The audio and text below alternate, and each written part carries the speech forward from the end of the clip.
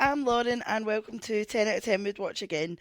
I love watching movies, I love talking about movies, I love finding out random facts about movies, so we thought we'd start a wee podcast talking about all of our best and worst movies that we love to rewatch. So this week, and probably, to be honest, most weeks, I have my lovely husband and fellow movie binger, Ross. Hello. And this week we're going to be talking about one of our favourite horror movies, Halloween. But the original, none of the remakes. We'll get into them later, but so obviously if you're listening to this and you've never seen Halloween, basically masked killer escapes asylum, comes home to try and sort out wee Laurie, and massacres about 6 teenagers in the way to go, traumatising loads of wee mains. Basically, that's a pretty good summary. Aye, I'll do the job.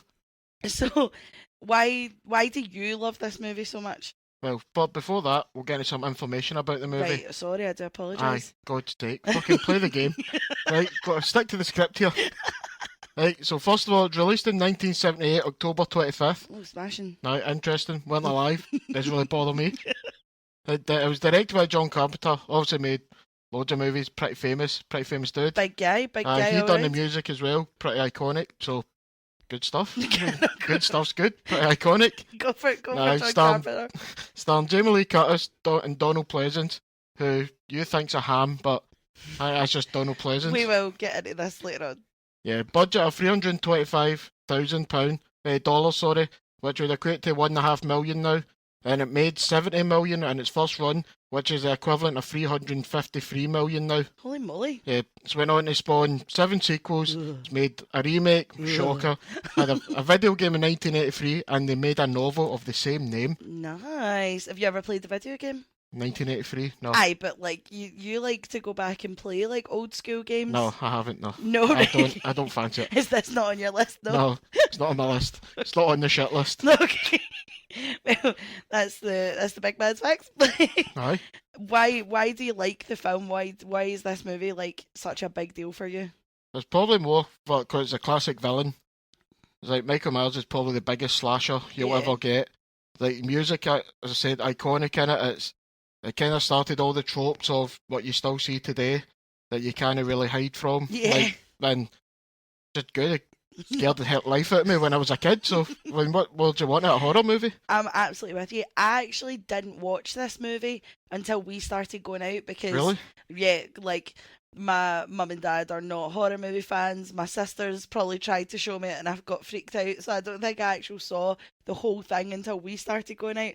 And it's, do you know, see, for it being like, it's obviously gone on to span all this stuff. It's obviously an older film. It's not. It's aged well, if you know what I mean. Like it's not like shit yourself, like jump out your seat scary, but it's still really effective. I think because it's still used, like the same tropes are still used today, that it, like you can tell it's aged, but it's not like the way they still make these slasher films is the exact same.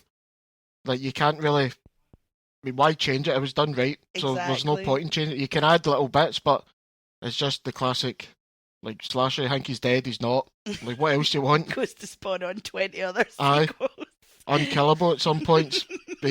That's the one thing one of my thoughts is, he took a beating in this movie. Good. Like, he'd been shot about 4 times, stabbed in the neck, stabbed in the eye. In the eye! Just and the takes man it like an absolute champ. Gets up, walks off. Walk it off, Michael, walk it Aye. off. Just takes a knee, and just continues to do what he's doing. What a guy. So, obviously, we've got loads of different categories that will kind of cover the movie in. So, we'll start off with our thoughts and opinions. Obviously, we've went on to say, like, how iconic the theme song is. Like, even if you've never saw this movie, you know it's from Halloween. Like, my best friend has never seen these movies. Like, it gives her the heebies, but when you put the song on, she's just like, Oh, it's just creepy. Like, the music's done so well in this. Totally. And see, like, the opening shot, like, the first 10 minutes of the movie, opening shot, steady cam, Michael's point of view, and it's really quiet and really dark, but you get that, like, one wee piano key before we go into the, like, dilly, like, first. Yeah. That was a great impersonation from me. Oh, bang on, bob on. But, like, it's still really suspenseful, and then when you get to the reveal, obviously, that it is Michael, it's like, ooh, girl. Like, I remember the first time we watched it, and I didn't know anything about it or anything like that, and then we watched it, and I was like, oh my god, it's the kid, and you were just looking at me like, okay. I also think, like, obviously going on about like how like the first like 10 minutes is like super suspenseful, like see the whole way through the movie, like see the way they use the piano, and it's like super dark. Like the bit that comes to mind is when Laurie's going up the house before she finds her like slaughtered friends. And it's like really dark, it's really quiet, and then as soon as she opens the door, it's the like super creepy piano every time. Heebies and jeebies every time. The first time that when she walks out of the room, sees her dead pal, then the cupboard he swings out, absolutely shat myself. Girl, 100%. And like, I know you were slagging me for saying that Donald Pleasance is a big ham in this movie. Right, if you don't think he wins the ham trophy of this movie, the man is at least dialed up to 11. Like, the way the guy is delivering these lines, and he delivers the taglines, do you know what I mean? Like, when he's talking to the policeman, and he's like, he's come home, and I was just like, roll credits, get the poster out, I've seen it. Like, it's full of quotes that they do, like, rip the piss out on the other ones, but... Aye. Fuck his days, Donald Pleasance, guy's a legend. Right, there's a bit, we'll cover a bit about Donald Pleasance and useful information that I found out today and was like, wow, what amazing information, and Ross was like, everyone knows this. Yeah, I don't think there's a lot in this movie that people won't know. No, like, it's been out for over nearly 50 years. Yeah, if you're getting it spoiled for you now, you're a bit late. It's that iconic that it's a bit weird if you haven't.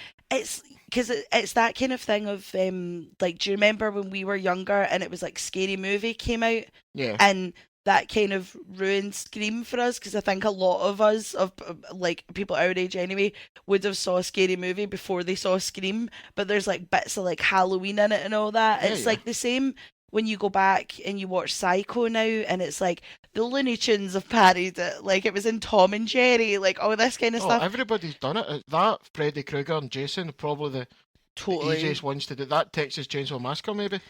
Ooh, let's not talk about the remake of that. We'll go on to that later on. No remakes. That's done. Do you know as well, the thing it jumped out to me in this film is when her pal Annie and the wee sister are in the house, and the dog starts barking, going absolutely mental, and they're all just like, oh, look at this dumb dog. And I'm like, when are we going to learn in movies that the dogs are talking sense? Oh, never fuck with the dogs, man. Do you know what I mean? The dog knows what's happening. Although I was thinking about it, we don't have dogs, but my pal has has 3 dogs, and I honestly think they would let Michael Myers in the house. Like, all you need to do is like flash a wee torch in a corner, or like me death, yeah. Like Michael Myers would be able to get into their gaff so easy because those 3 dogs are just like la la la. Oh, aye, definitely. I also thought as well it was really interesting because obviously, like you said, this is one of the like kind of first original like big slasher movies, and it's like interesting watching it through that kind of lens, like obviously it being like the first one, because I think it's the first successful one, like majorly successful one. Yeah. And I think it's interesting when you watch it, and it's like the kind of 70s horror girl tropes that kind of, they're trying to change and adapt now, that kind of vibe. But it's like as soon as Annie gets her breasts out, you know, she's the first one to die. It's just the rules. Like... Do you know what I mean? As soon as our pal starts talking about having sex, you know, she's the next one to die. And I think as well, like, obviously, again, when we were younger, probably the bigger one for us was like Scream, and obviously, and I keep talking about Scream. I'm sorry, we're talking about Halloween, but I just mean that like in Scream, obviously, there's that really iconic scene of the like, here are the rules, and I feel like since we watched that first, we are really hyper aware of the rules, but it's really interesting watching this movie when like the rules weren't not a thing, but I just mean like they weren't such a checkpoint of horror movies. No movies, not enough movies to come out to like make the rules. Exactly. And then obviously as we go on to like 80s and 90s horror movies, it just kind of explodes and becomes like almost like a caricature kind of thing. Oh, aye. I do think as well we'll kind of touch on the the sequels and remakes. I'm sorry, but I think sometimes it's hard to watch this one because like there is so much lore around the Halloween movies, which I mean obviously they've since vetoed. Like they've kind of said since the like when did the newest one come out? Was it 2019? 2019, I think it was. Since the new ones came out, they were basically like ignore every other Halloween movie, and it basically just goes from Halloween to this new one.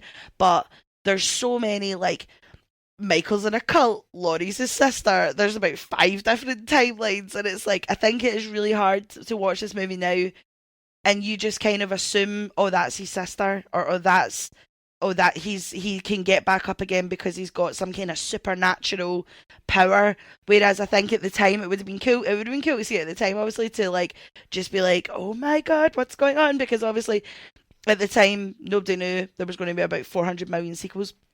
It was like standalone rampaging murderer. On the first movie there's not really a huge explanation of why he's targeting these teenagers. It's more just that they live in a scheme kind of thing, and he's like coming to sort them out. So I think you get a bit of like you find out a bit about him when he's coming home, and like that this happened to him. That's the same person doing it, but there's not a lot of information. Like they add in that it's his sister, then they've changed it that it's not the sister, like. Once they started making what it kind of got like convoluted and a bit stupid. Because we were saying that when we were watching it, I was like, do you find out in this one she's the sister? And then you and me got really confused because we were like, is she now officially his sister? Is she not his sister anymore? It depends what one you want to follow. Yeah, true. And I mean, that third one where he's supposed to be in a cult, but he's not actually in it. Like, okay, no that's just a total difference. I don't know what they were thinking with that. I know. And like as well, I know obviously keep talking about sequels and remakes, but this one I know obviously the original will always be the best one, but like you and me really liked the first remake, first remake, but I just mean the first one of the latest remakes. You and me really liked it, and then I just every time we left the cinema after them, I was to like, oh, did you like it? You were like, no, this is terrible. The difference is that it wasn't a remake, it was just a continuation of the story. Yeah, and like a reboot almost, but because they took away like all the fat for the other ones, it's... What's it they call it now? A requel? Is that what it's called? I have no idea. I don't really care. That's just stupid. But I think with that, because you took away the second, like basically from the first one, then that's it. So you don't really need to know about all the cult stuff and all that. It's just this is a guy who's came back to kill this lassie. Like, came back, done a rampage, didn't survive. That is stupid because we don't know why he bothered coming back again. He wouldn't know she was there. It just turns into a bit of a mess. Do I smell a full Halloween marathon, Ross, of every single Halloween movie ever? Shout out to Paul Rudd. Oh no, there's far too many. No good to anybody. Do you know the one is... So, I'm really not a fan of the Rob Zombie remake, but I do like the first 20 minutes. Like, I like the backstory of Michael when he, like...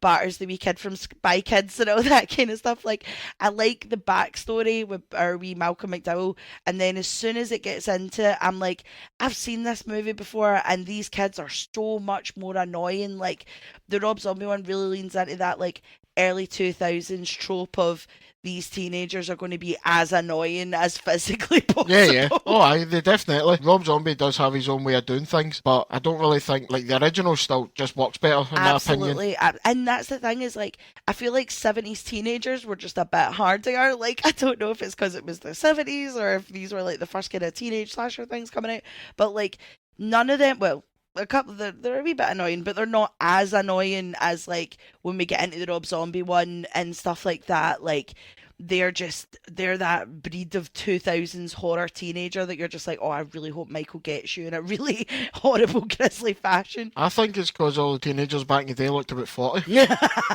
That's it. I'll give you that.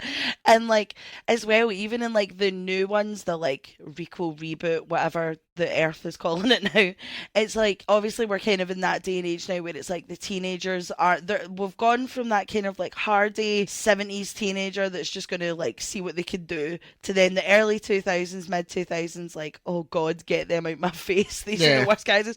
To then now it's like they're kind of the more woke ones, and it's like we're going to sort Michael out, and it's like, okay, just relax and remember that you're fighting this like unkillable guy. Relax. Yeah, you're maybe scared, but I think he'd be more scared of them now. Yeah, totally. Scared to get cancelled. Now that's the remake I want to see. Aye. Michael goes on Twitter, shits himself. Yes, I'll pay out my own money to get that made. Elon Musk is calling him a dick. Michael's like, oh. Aye. Well, what would you say is like your favourite scene out of the original? Like, what bit are you just like, yes? The whole opening scene for me. Yeah. It's great, like the POV shot, then when he puts the mask and that on, and like the first murder, that's definitely my favourite scene in it. Perfect. Like, that's my favourite scene and my favourite kill, so it's kind of, like, it's weird because my favourite bit is the beginning, and the worst part for me is also near pretty much the beginning. Oh, okay. So it goes from really good to pretty bad, then just middling all the way through, and I was like, I'll take that, it's good. I'm the same as you, like, first 10 minutes, or see, just not to sound boring, but like, see just the classic Laurie in the cupboard, chibs him with a hanger, perfect, 40 out of 10, get him sorted. I think it was cool about it was that Michael in this, like a lot of horror ones, just like jumping out of shadows and like coming, but he's openly stalking him through the day.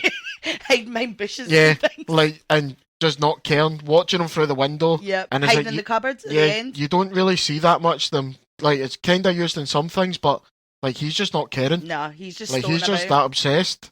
Which is another thing that we will cover in the section of the podcast. Yeah. Because I've got some thoughts and opinions about that.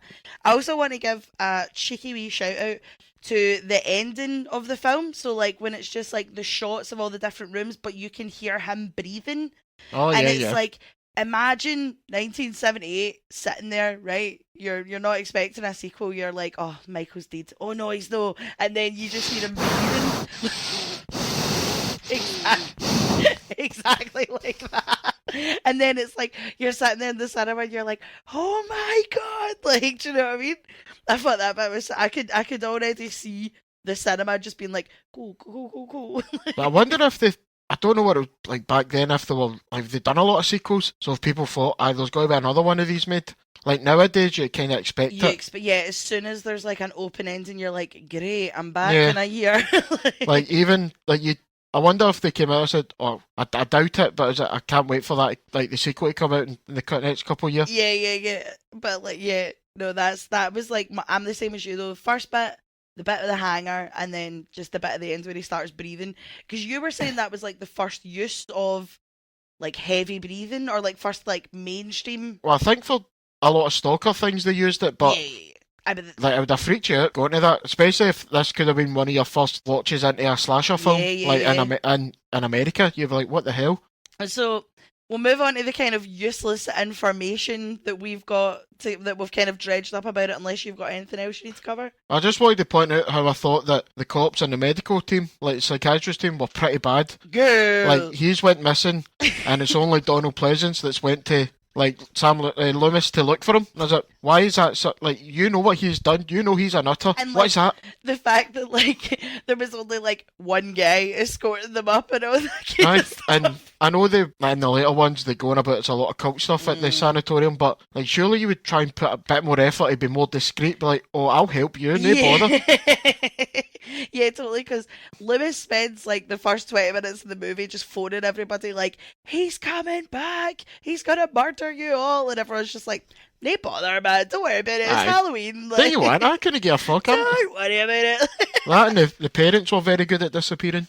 That is something that I wanted to say, but I'll save it for but honestly, I was sitting there and I was like, where is everyone? But so we've got some useless information that we've managed to kind of dredge up about this that I thought was kind of cool. So there's the scene at the very start where the nurse and Loomis are they going to pick Michael up, or are they just going to make sure he gets there safely? I think they're going to, are they not going to watch them escort him to the prison? Go for it, why I don't not? really think it mentions it, but I don't think Loomis could just take him to the prison. Yeah, true. Like, surely there would need to be more protection there, although there's no protection because they've escaped by that point, but...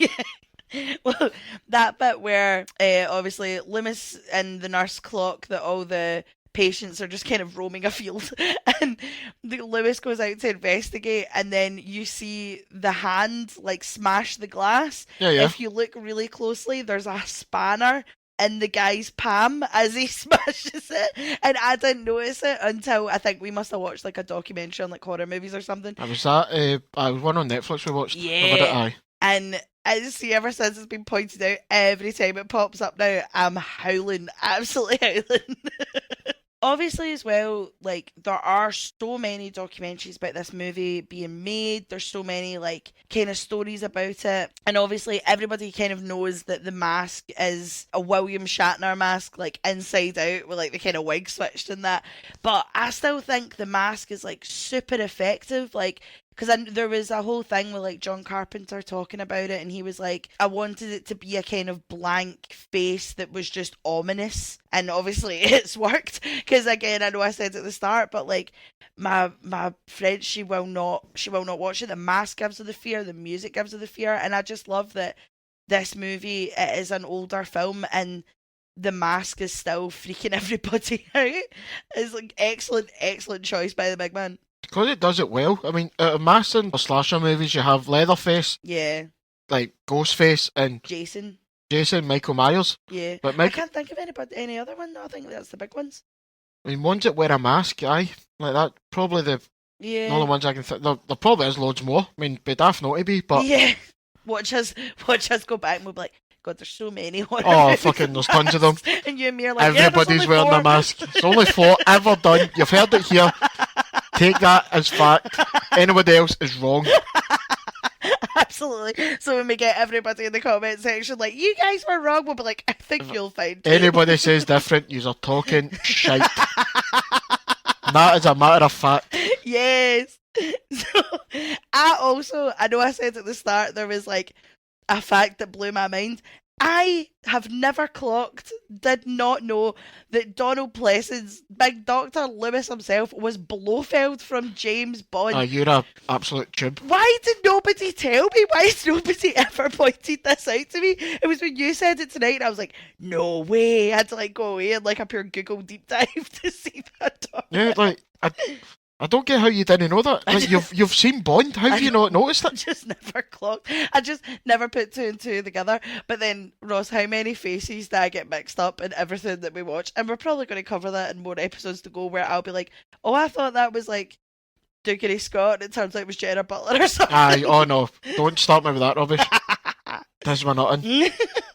So, also, out of all of the teenagers in the movie, Jamie Lee Curtis was the only teenager. She was 19 and everyone else the youngest, like, aye? Yeah, everyone else was in like their mid-20s. Mid-40s.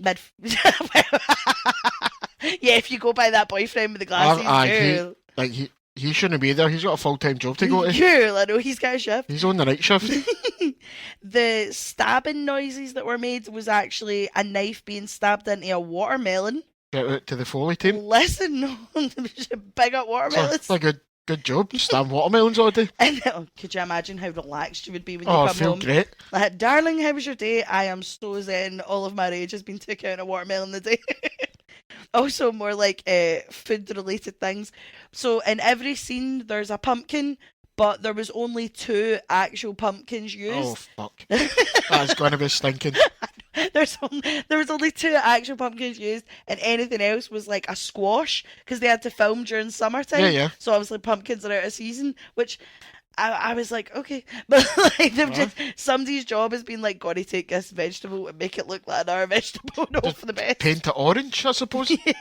And I thought you would really like this one. I saved this one especially as a surprise for you. Robert Englund, our Freddy Krueger, was on set for a day just chatting to John Carpenter, just hanging about.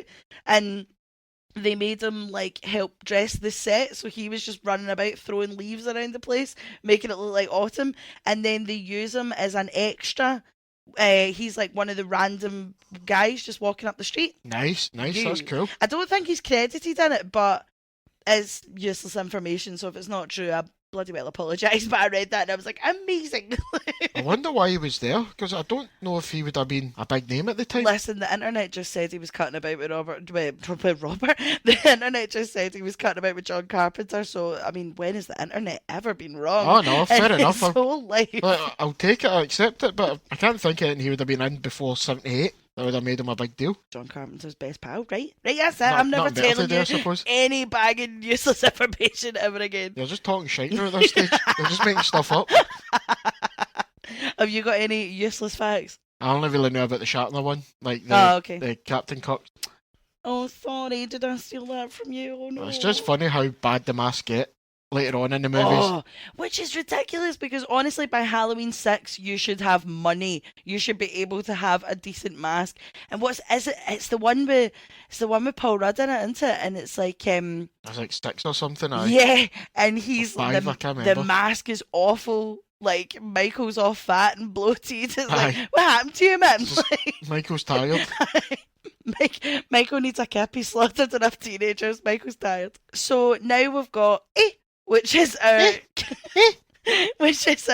category of things that just don't make sense in this film.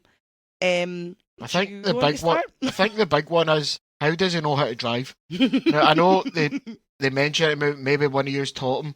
They shouldn't be able to drive in the first place, but apparently he learnt from Loomis for when he used to drive him to his hearings. Is driving that easy that you can just look at somebody and know? I doubt it. If it was that easy, everybody would drive. Yeah, true. I mean, like, the only bits you kind of see him driving in the film, he drives straight down and round a corner. So, I mean, I don't drive. I don't know how difficult that is. But, you know, I don't know if I would be feeling confident enough to just be like, wee. Yeah, I mean, this guy leads on to my other thing is, how does he know how to get to Haddenfield? Because he claims 150 mile. Mm-hmm. He can go 150 mile the wrong direction pretty easy. And he's walking it most of the time. You're like, shattered, Michael. No, he drives it.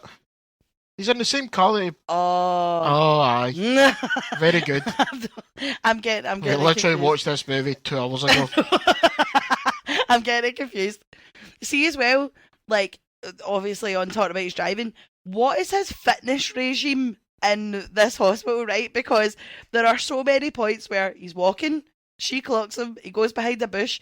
There is literally, honestly, she walks about 5 steps, 10 maximum, and he is gone. Oh, he's done, aye. Where has he Usain Bolted to? Like, what is going on? And like when she's looking out the mirror and he's at the washing line, and then she doesn't move. So like, she just watched him like vault himself over a fence. Like, what is going on? This Thursday roly polies are like a flare underneath the house. He's been doing the gymnastics. He's been doing the gymnastics in the hospital, living a good life. Whatever his fitness regime is, it clearly left him by 6 because he's all fat, sad and bloated by 6. Aye, doesn't he run? He's lost the passion for running then. Aye, true. See as well, in the very beginning when it's the Michael POV and he stabs his naked sister, and then he goes out and sees his mum and dad. Everyone's very calm. Like she's very calm. The fact that her brother has walked in on her full stark naked carrying a knife, then obviously she gets stabbed. Then he leaves and he takes the mask off and the dad just goes, Michael, as he's holding this like bloody knife, and it's like, why are you all so chill? Like, I mean, why? They won't know that he's done it yet. You're telling me that if you had a kid and your kid walked out with a bloody knife, you're just going to stand there and go, Michael? I'd be like, what have you done? Oh, so you just go out to my son, he's killed his sister? I mean, well, no. To be fair, I've seen enough horror movies, I'd be like, what's wrong with my demon spawn? The only thing I don't get is, would the parents stay in Haddenfield after that? Absolutely would they not. I don't think they would stay in that house. Absolutely not. You would leave so fast. Yeah, it's like, stay in the murder house where your kid killed your other kid. Yeah, let's get away from this like, trauma not even about possible. Not even about it being people would talk about you all the time and that for being a murder house. You wouldn't stay. You couldn't stay. You wouldn't stay anywhere near where people would like know your story. Yeah, it seems like a fairly small town, like, city, whatever. So people would know that and talk about it. Like, you'd be getting pity looks every day. Which we do go on to find out in the later remakes, like they all know her Like, as they like... don't count. Right, They so- don't count, right? I'm trying to add into your point, Ross. This is the first one, right? Nothing else has happened yet. All right. This is a really stupid... But, so Laurie and our wee best pal Annie, right? Driving along the car. They've got Don't Fear the Reaper playing. They're having a wee J. And then she clocks her... Is he like a sheriff? The sheriff, policeman father, right? Aye. Right, policeman father. She's like, oh no, put this out, we're going to get shouted at.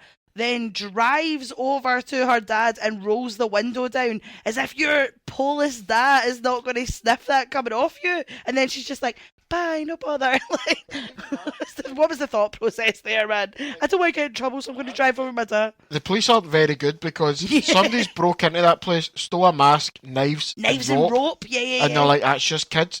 What are kids doing with knives and rope? Yeah, what 10-year-old? Especially after a maniac starts saying somebody's coming to kill them, and he's like, it's just children. Is it? What sort of children do you have in fucking Haddenfield? Hey, Loomis is just off the phone like 5 minutes ago. I don't worry about it. I thought it was cool that you see Mike, like you don't see him doing it, but it shows you Michael like gearing up, like the guy who dies at the garage, like the car, like for the mechanic, yeah. like that's how he gets his overalls. Yep.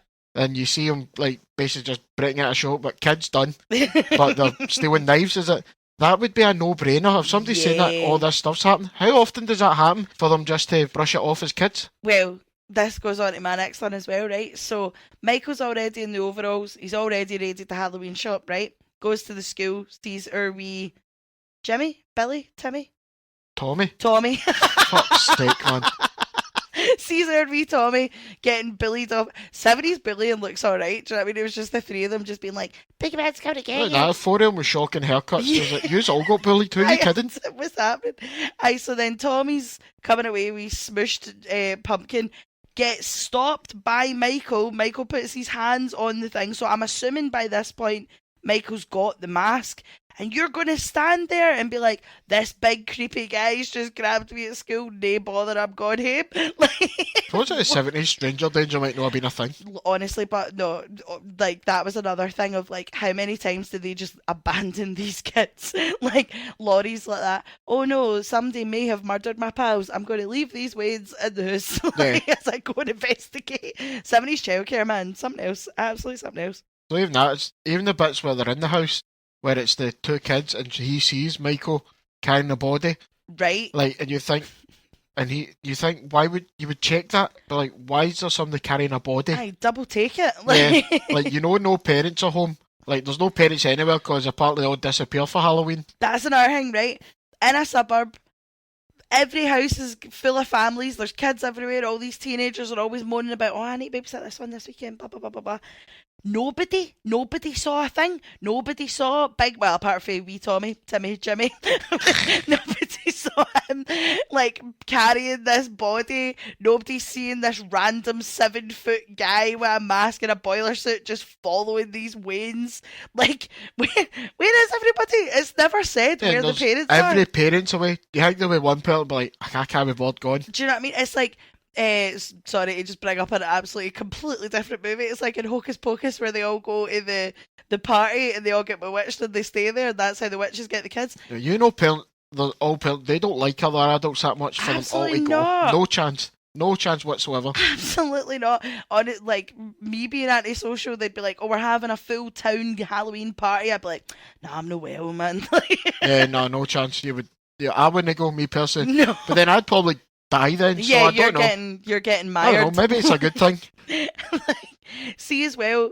Now this is daft, right? This is really daft. When Michael killed, right? So when Annie's already dead, and then you've got the other pal whose name I can never remember, and the boyfriend who's about 40, and they're in the car talking about how they're going to have a wild night, right? They go up the stair, they have their wild times, right? Like 5-second intercourse, and then she's like, "Go get me a beer." That he goes away, gets murdered off Michael Myers, comes back. You're telling me that in 10 minutes you've not clocked that your boyfriend has grown 3 feet, gotten a lot wider and bulkier, and is standing there staring at you, no saying a word? I'm not being funny. You would notice that. You would absolutely notice that. You wouldn't be thinking, "Oh, somebody's just murdered my boyfriend coming up." You'd you panic too much. And I don't get you're paranoid, man. I hear the neighbours banging up the stair, and I'm like, that's it. But like, you would notice, like, if you left, came back, I'd be like, why have you suddenly grown about 3 feet? I know, maybe crouched. I don't know. Phone Michael up. Phone Michael up and ask him what happened here. Also, the other banger, right? You're trying to tell me that Michael stabs Laurie, rips her shirt, and then she falls off the banister, right? She flips off that banister and then lands on her wrists and her thighs. Not one broken wrist, not one broken rib. She just gets up and runs it off like an absolute champ. They were hardier in the 70s, man, I'm telling you. Maybe the hospital in the second one, it says it. You're lucky to be alive. I don't know. I can't remember. I need to watch it. Right, we'll watch the second one after this, right? Nah, you're alright. But you know now, if that was to happen in a horror movie, you would see, like, bone and all this kind of thing. And it would just you be see the bone like piercing through the skin, definitely. It'd be so grisly. Whereas in that one, she's just like, walk it off, it's fine. 70s, I'm telling you. I put something in the milk. They're so much harder in the 70s. If you get anything there? No, I've kind of covered all my gripes with it. Love it. So, we'll move on to best kill, worst kill of the movie. What is your best My kill? best kill's the opening one. Yeah. Like the POV scene, as I've said. And like after it, once he's done, it comes out just a blank expression. Yeah. Is it? I do want to know. I wish they did add in it, like the reason why that's happened. I know they kind of do it in the Rob Zombie one, but yeah, like maybe in the later ones, I can't remember that much. They explain it like for this Michael, but I don't know. But that's my favourite. It's got to be like. Go for it. And my worst one is just killing the dog. Like, don't kill a dog, you dick. Pour one out for the dog, man. The dog was just trying to warn everybody that Michael's cutting about. Dog's just doing his job. Like, just leave the dog to it. I know. Pour one out for the dog. Definitely. My best kill every time cracks me up. Every time. Where the boyfriend from said 5-second intercourse scene that we were just talking about goes to get the beer and Michael chokes him and then stabs him in the belly 3 feet off the ground, and this guy is just hanging off of this knife, and you're like, girl, gravity doesn't exist in the 70s. That's copied in most of the other movies as well. Yeah. That was the thing when we were watching it. I was getting really confused. I was like, this isn't the original, isn't it? Or am I just getting it confused with the remakes? But I'm sure they do it in the Rob Zombie one as well. Probably. I'm sure they do. It's about 40 times grisly. No, in the Rob Zombie one, do they not do it in the neck? It's really grim. I don't. No, I've only seen the Rob Zombie one. I know from like movie logic. Like, you stab someone in the neck, that's not keeping them up. No. Like that, it's getting decapitated. They stabbed him in the gut in this one, and this guy is just hanging there. I know it wouldn't happen, but it's still a bit more believable than putting it through somebody's neck. Aye, fair play. And then my worst kill is, I wish I'd picked the dog now, because now I just seem like a pure heartless arsehole. But my worst kill is the guy that he steals the overalls from, just lying there in the dead grass. Yeah, you don't see nothing. Fair enough, I'll give you that. That's like, alright, cool, no bother. So, our next category is called worst guy whose hairline's receding. And this is what we are calling the worst character in the movie. And I might get into the backstory of the name for that category, but not today. And the worst character, so this is our category for the worst character, the one you wish wasn't in the movie, you can't be bored with. Who is your pick? Annie. I knew Annie. you were going to say that. I think you're just a stereotypical teenager, and it just does my nothing. I just want to go to a party. Please look after my sister. Yeah, just does my nothing. So whiny, so moany, just geese peace. Leave me alone. Shut face. I'm glad Michael was in the back of your car.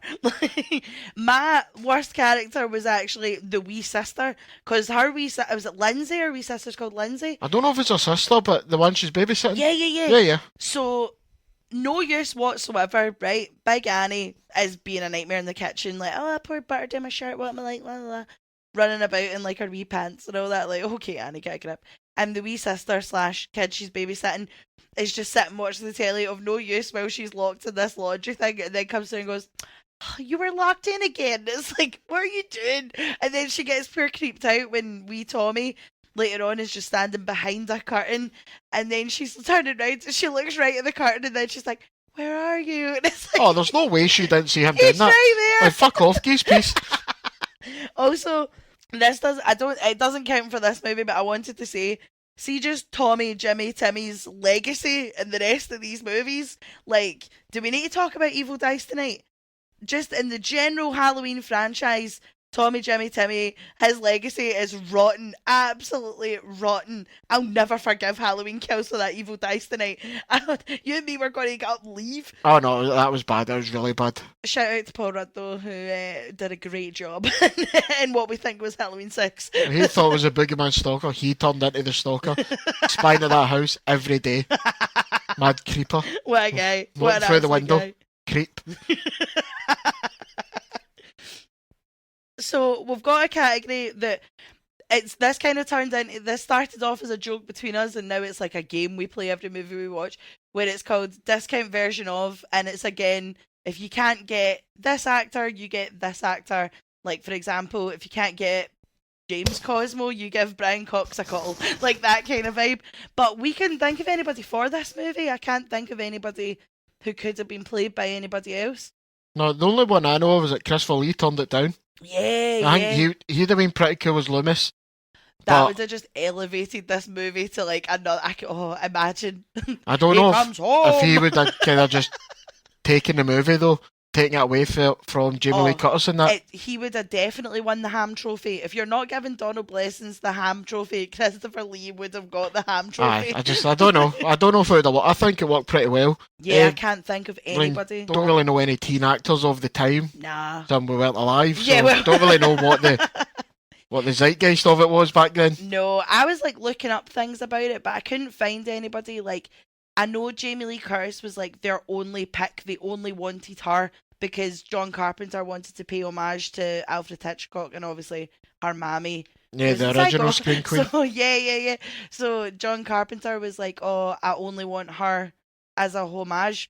But I was the same as you. I was looking up stuff and I was like, I think as well, because this is the only one we've seen, I can't imagine anybody else that isn't Jamie Lee Curtis as your main final girl.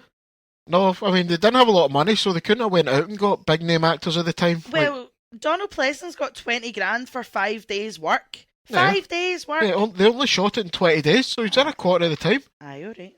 Jamie Lee Curtis only got 8 grand or something for it, but it was a first movie. She's made up for that in the recent ones and the residuals. Like she's made her money. I'm sure she's alright. Whatever she's doing now, I'm sure she's doing well. I should have just won an Oscar last year. Nah. That wasn't her. We've got final category of the day is I'm out. This is the part of the movie where your brain tunes off. You can't be bothered. You're like, let's just skip to the next good bit. Do you have any I'm out sections? Pretty much every scene with Annie. God, you hate this. Yeah, the only one I liked with her in is when she dies. That may say a lot about me and my thoughts on people, but that's it. I'm sticking to that one. God, you're going to get us cancelled before this thing ever takes off. It's not even uploaded the one thing yet and shouldn't be doing it. My you're out scene is, see, just the bit, I know it's important, I know we need to know about it, but see the bit from when Loomis finds that the tombstones are away? Yeah. Through the bit where they have their J and go up to our Polish Sheriff Da, I'm just like, no, I'll go to the toilet, man, I'll get a snack. How did they know where a gravestone was? What, medical? How did they know she was dead? We should have thought that when it got to E. No, but I just kept. How would they know they're dead? Would the doctors tell them? Surely you've got to know. Well, the doctors are teaching them to drive, so maybe fair dues. Imagine teaching this psycho killer to drive, but don't tell him he's Mazda. Do you know what I mean? Aye. You drive? Why? You're driving to a funeral? I know they do it in the Rob Zombie one. He knows. I think that's the final kind of nail in the coffin. Like his mum kills herself. In the Rob Zombie one, and I know that's like the one. That's when he goes like proper catatonic. He's like, no, I'm just gonna sit in my creepy wee cell and make. That's when he's done. Aye. Yeah. But like, no, they never really say anything about that. Even one of Loomis's many monologues, he's just like, no, it does not. Oh well. Smashing. Aye. So this has been our Halloween episode. Thank you so much to Ross. Give us a follow on Instagram. Leave in the comments any movies you want us to cover, and we'll see you next week. Bye. Yeah, see you next week. Bye. Fucking yes! Yes!